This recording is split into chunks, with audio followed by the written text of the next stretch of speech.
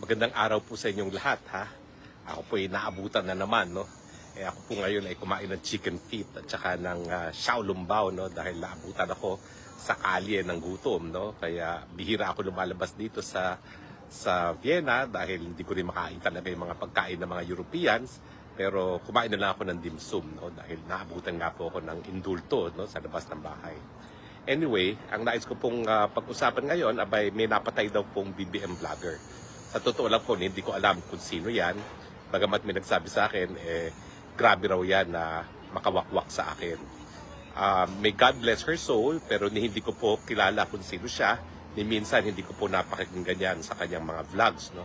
Ang masasabi ko lang bilang matagal nang naninindigan sa karapatan ng malayang pananalita, pag pinatay po natin ang mga mamamahayag, ang mga vloggers, pinapatay po natin ang demokrasya. Alam ko, sabi ng mga tao na napakatindi daw ng kritisismo nitong napatay na BBM vlogger laban sa akin. Pero ako po, hindi ko po tinatanggal ang mga kritisismo sa mga comment section. Kasi unang-una, yan po ang dahilan kung bakit umaabot ako ng 400 million views a month. No? Habang winawakwakan ako ng mga bayaran, ng mga trolls, lalong tumitindi po ang engagement ko at mas maraming nanonood sa akin. No?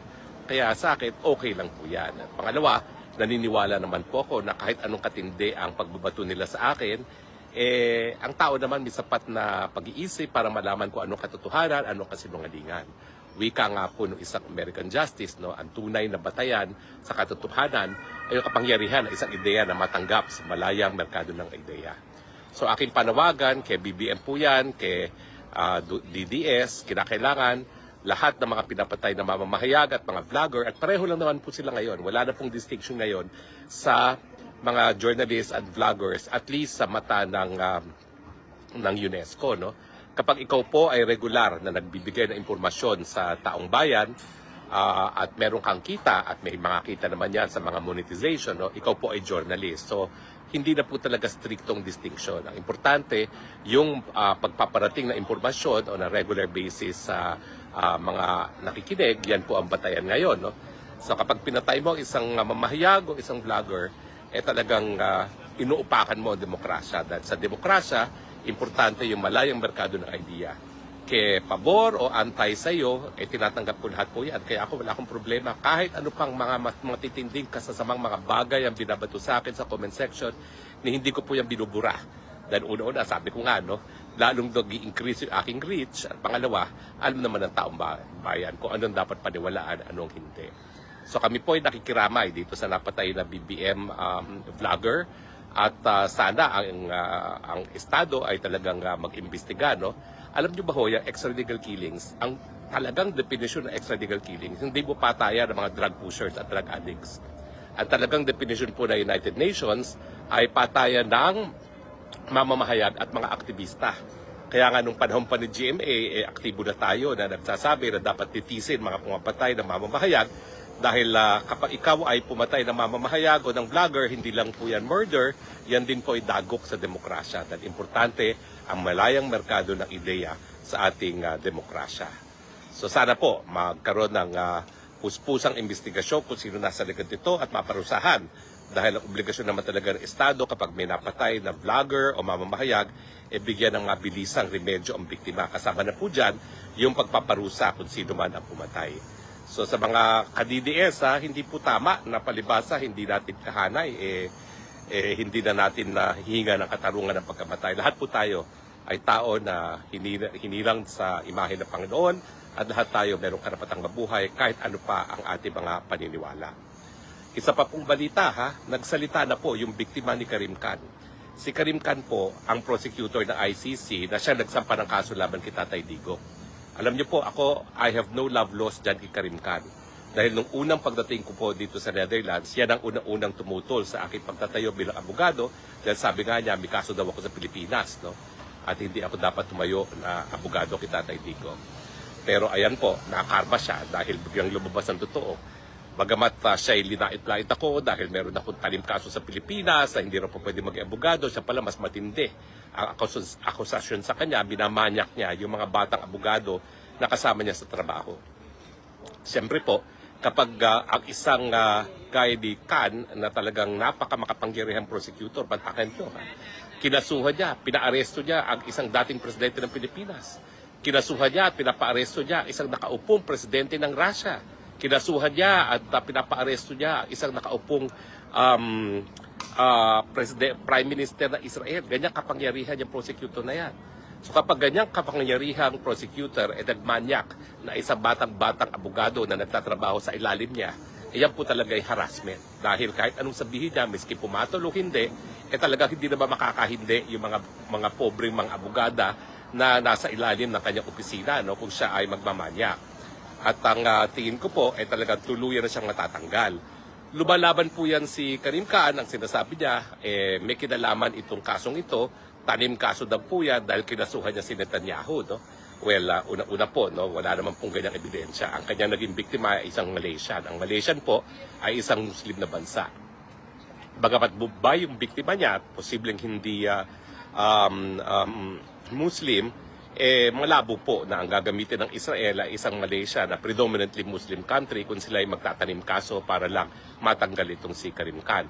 At ano naman mahihita ng Israel kung matanggal si Karim Khan? Hindi naman nila isusurrender si Netanyahu sa jurisdiction ng ICC, hindi gaya ng ginawa nitong si Marcos Jr., no, na talagang para matanggal ang banta ng mga Duterte, sinurrender si Tatay Digong sa ICC. No? Ang balita po, yung Netherlands, bansa na host ng ICC, ay boboto para matanggal ng tuluyan ito si Karim Khan. Nauna na pong nasuspindi siya ng mga miyembro rin ng ICC at ngayon po ay mukhang magbobotohan sila para tanggalin na siyang tuluyan at siyempre pati yung kanyang Bar Association sa UK ay suspendido na siya. So mukhang lumalabas po na malakas ang ebidensya na nagmanyaki siya sa kanyang batang abogada at ang tanong, kung ganyan pala ang pagkatao ni Karim Khan, paano naka-impluwensya yung ganyang pagkatao sa pag-iimbestiga kay Tatay Digong? Siyempre po, inaasahan natin ang investigasyon ay patas dahil nga po sa ICC, ang trabaho ng prosecutor hindi lang para maghanap ng ebidensya na nagpapakita na pagkakasala. Kinakailangan tignan din niya ang ebidensya na nagpapakita na walang pagkakasala at kung merong ganyang impormasyon, dapat magkaroon ng desisyon na hindi dapat magtuloy ang kaso. Sa atin nga po, sa issue pa lang ng jurisdiction, may issue na tayo hindi na nga tayo miyembro ng ICC. Yung kanyang predecessor, alam ko hindi naman siya yung nagpabaya, pero yung kanyang predecessor, yung kanyang pinalitan na prosecutor, natulog sa kangkungan at nag-antay ng pangalawang taon bago tayo magbitiw, bago humingi ng abiso para mag-preliminary investigation. Alam ko po, sabi ng pre-trial chamber at ng appellate chamber ay nung nagsimula ang investigasyon, tuloy-tuloy na po yan. Pero sa akin po, tingin ko pagkakamali yan.